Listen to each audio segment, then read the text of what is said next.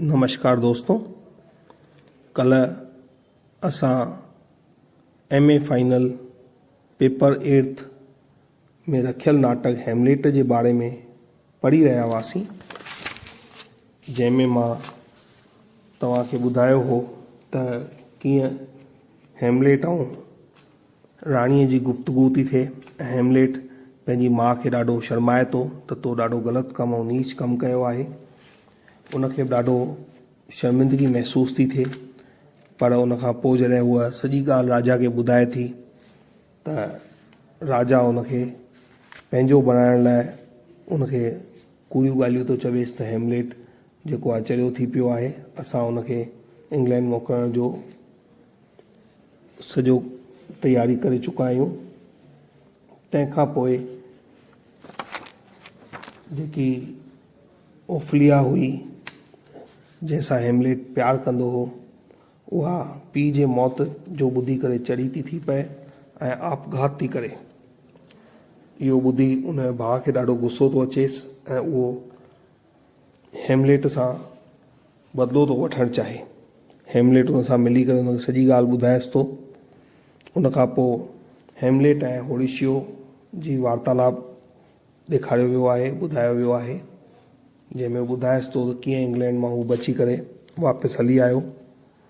इन खां पोइ लाट्रस जेको ओफलिया जो भाउ आहे, उहो बादशाह वटि अचे थो ऐं पंहिंजे पिता ऐं भेण जे खून जो बदिलो थो वठणु चाहे ऐं ॾाढो गुस्से में आहे। लाट्रस जो गुस्सो ॾिसी राजा खे ॾाढी ख़ुशी थी थिए ऐं उहो उनखे चएसि थो त मूंखे ॾाढी ख़ुशी थी आहे जो तूं पंहिंजे पिता ऐं भेण जे खून जो बदिलो वठणु थो चाहीं, ऐं उनखे तलवारबाज़ीअ जो मुक़ाबिलो रखण लाइ चवेसि थो, छाकाणि त लाट्रस तलवारबाज़ी जे मुक़ाबले में ॾाढो होशियारु आहे। इन खां पोइ हेमलेट ऐं लाट्रस जे विच में तलवारबाज़ी जो मुक़ाबिलो रखियो थो वञे। राजा राणी स्टेज ते वेठल आहिनि, मुक़ाबिलो शुरू थो थिए।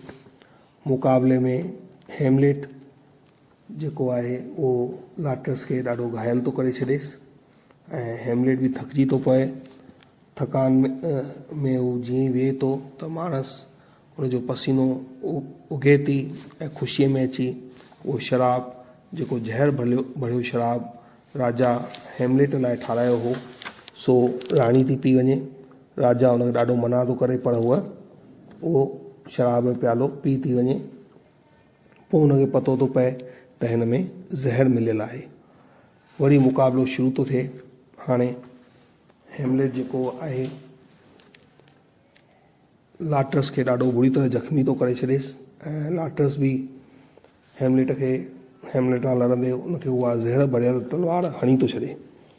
पोइ हेमलेट खे पतो थो पए त इहा ज़हर भरियल तलवार आहे, पर इन ई विच में लाट्रस ते बि उहो ज़बरदस्त वार थो करे ऐं लाट्रस खे बि मारे थो छॾे।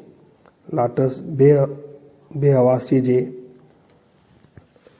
बेहवासीअ में उनखे ॿुधाएसि थो त हीउ जेको सॼो योजना आहे उहा राजा जी आहे ऐं राजा तोखे माराइण थो चाहे। जॾहिं उनखे इहा ॻाल्हि पतो थी पए त हू पूरी पंहिंजी हिमत करे राजा जे पुठियां डुके थो ऐं राजा खे उहा ज़हर भरियल तलवार हणी मारे थो छॾेसि। हाणे हेमलेट बि मरण वारो आहे ऐं लाट्रस बि मरी वियो आहे, राणी मरी वई आहे। इन खां पोइ लाट्रस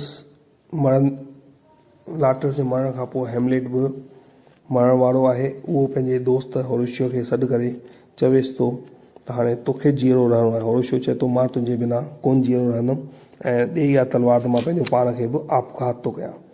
पर हेमलेट उनखे सम्झाएसि थो त तोखे हीअं जीअरो रहणो आहे ऐं सॼी दुनिया खे इहो ॿुधाइणो आहे त मुंहिंजी इन में का ग़लती कोन्हे। मां पाण सां गॾु पंहिंजे चाचे जे मौत जो खून जो इल्ज़ाम खणी नथो मरणु चाहियां। तूं जीअरो रही जनता खे सच सां वाक़िफ़ु कंदे ऐं ॿुधाईंदेसि त कीअं मुंहिंजे पीउ सां दगा करे मुंहिंजो चाचो उनखे मारे ऐं राजगद्दी ऐं राणी हासिल कई हुई ऐं सॼो वृतांत तूं जनता जे साम्हूं रखजांइ। इहो चई हेमलेट भी मरी तो वञे। इन तरह हिन नाटक जो अंत ॾाढो दुखांत थियो आहे ऐं लेखक ॾेखारियो आहे त कीअं हिकु साज़िश जो पर्दो फाश करण लाइ जेको राजकुमार आहे नाटक जी रचना थो करे ऐं नाटक खे ॾिसी राजा ॾाढो परेशान थो थिए, सम्झे थो त मुंहिंजो राज़ मता न खुली वञे। इन करे हू हेमलेट खे माराइण जी कोशिशि थो करे, पर हू पंहिंजी कोशिशि में कामयाबु नथो थिए। उन खां पोइ हू वरी कोशिशि करे थो ऐं जेको हुनजो खजांची हो, जंहिंजी ग़लतीअ सां हेमलेट जे तलवार सां मौत थी वियो हो, उनजे पुट खे भड़काए करे उनजे खिलाफ़ करे ऐं उन सां लड़ाइसि थो ऐं अंत में सभई जेके बि किरदार इन में मुख्य किरदार हुआ से हिक ॿिए खे मारे था छॾनि। इन तरह सां हिन नाटक जो ॾाढो दुखांत अंत ॾेखारियो वियो आहे ऐं हिन नाटक जी समाप्ति थिए थी। अॼु एसि ताईं पढ़ंदासीं, सुभाणे अॻिते। महिरबानी, धन्यवाद।